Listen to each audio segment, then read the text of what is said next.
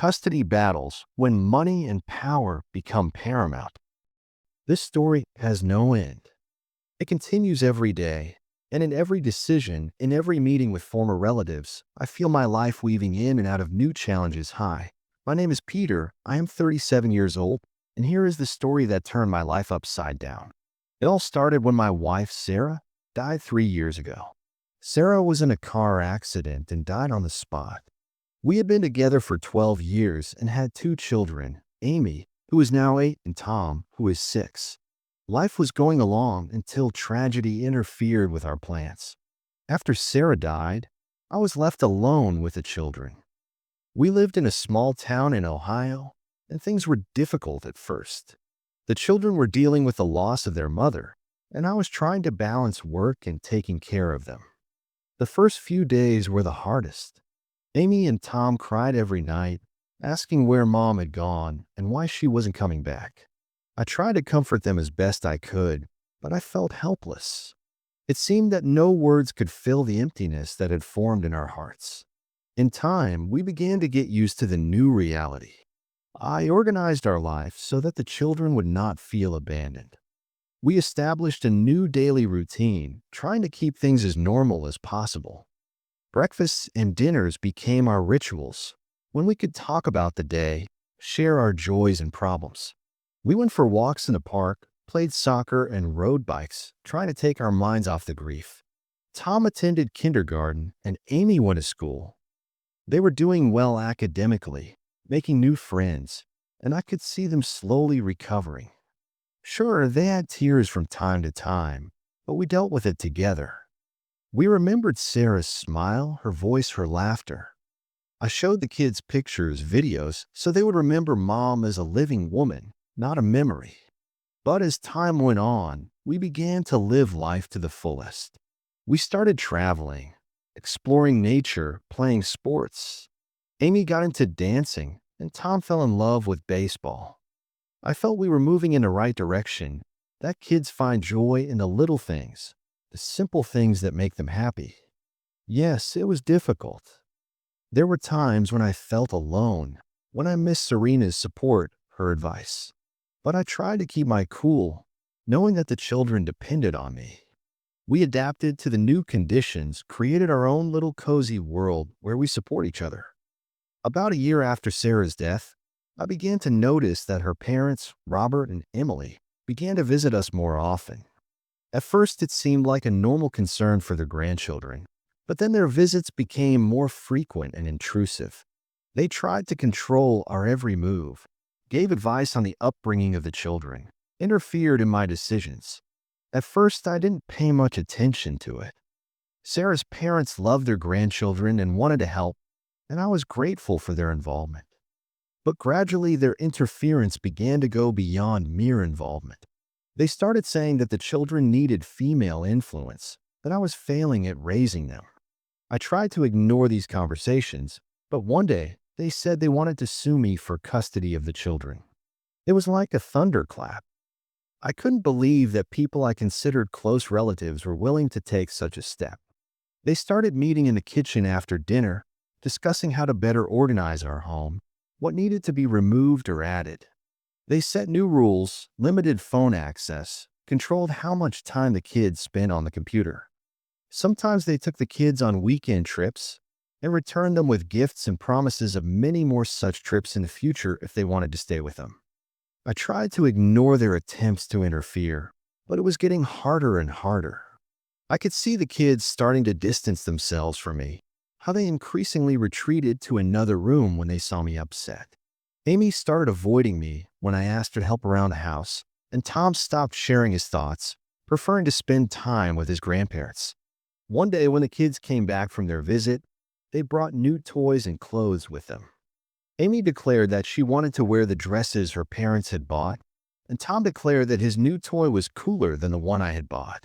I felt the situation was spiraling out of control. The kids stopped seeing me as in charge of their lives, and I was in a position where my parenting rights were being challenged. Sarah's parents said they needed legal advice and brought in a lawyer who advised them to start preparing documents for court. They informed me that they believed I was incapable of caring for the children and intended to seek custody. I was stunned that a close relative would be willing to go to such lengths and decided that I needed to defend myself. I contacted an attorney who specialized in custody issues. We began gathering evidence showing that I had always been a responsible parent, giving my children my full attention. We obtained reports from teachers, doctors, and social workers confirming that I was providing a safe and stable environment for the children. We demonstrated that we have clear boundaries and rules set, that I lead a healthy lifestyle, and try to support the children in all aspects. The process has begun.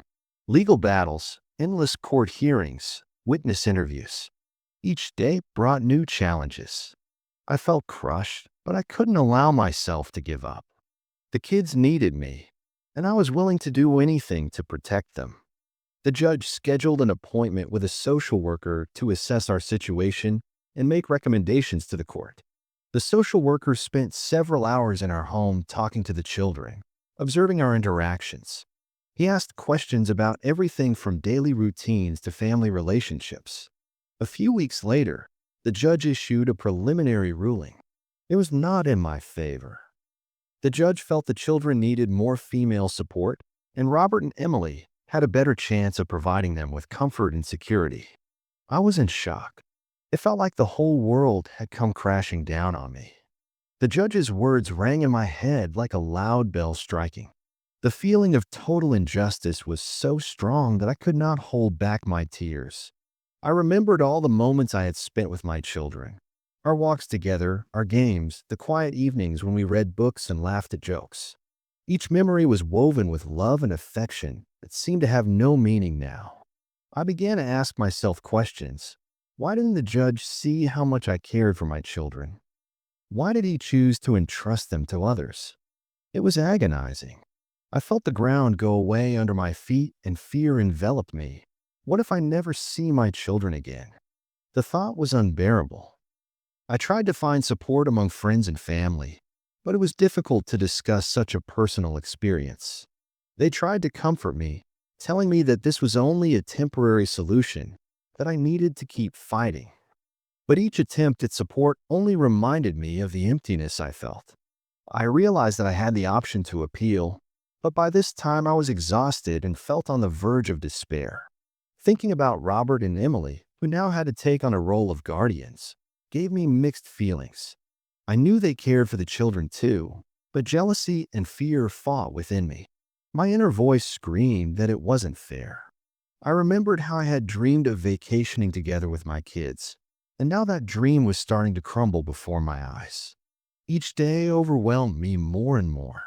The process dragged on endlessly. Each day was filled with stress and uncertainty. I was afraid that I would lose my children, that they would be left with people who would use them as a tool in the struggle for power and money.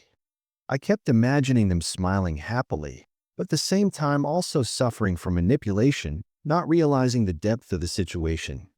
These thoughts tormented me, taking away my strength and confidence. Each session in court seemed endless. I kept repeating to myself that I had to be strong for the sake of my children, but the tension was growing. And then came the turning point.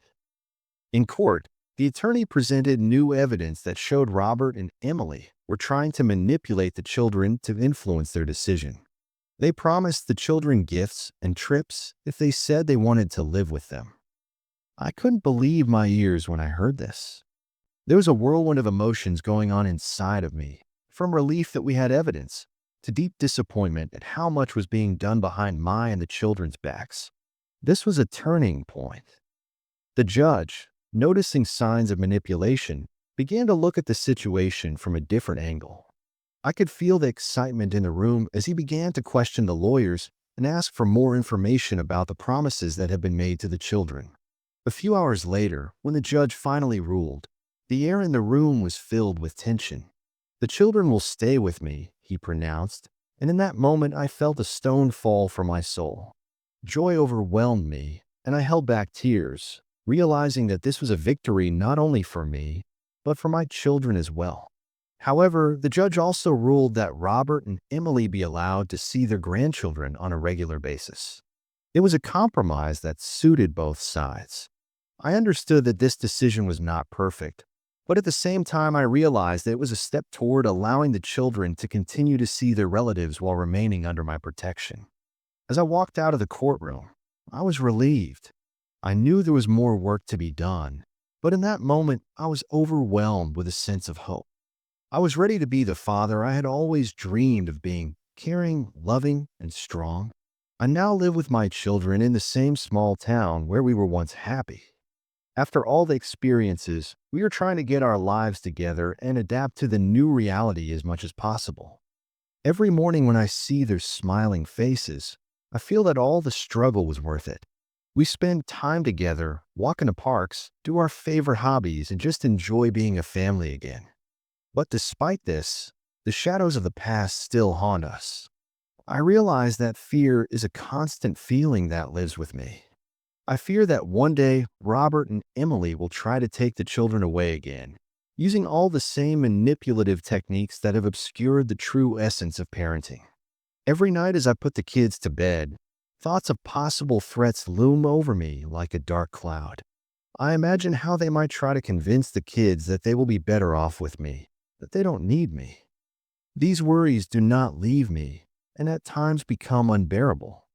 But inside me, there is also hope that justice will be served. I know that the judge saw the truth that time, and I believe that in the future our family will be able to resist any attempts to divide us. I continue to take steps to protect the children. I'm communicating with an attorney to draft legal documents that ensure our stability and protect our rights. We are establishing traditions that strengthen our bond and create a sense of security for the children. This story has no end. It continues every day, and in every decision, in every meeting with former relatives, I feel my life weaving in and out of new challenges. We encounter moments of joy and happiness, but also tension and misunderstandings when it comes to my relationship with Robert and Emily. I try to remain open, but alas, a chasm filled with mistrust still lies between us. Nevertheless, I am convinced in my heart that I am doing everything I can to protect my children and give them a better future. I hope that one day my children will grow up and be able to look at our life together with pride, knowing that despite all the difficulties, we have stayed together and have only grown stronger.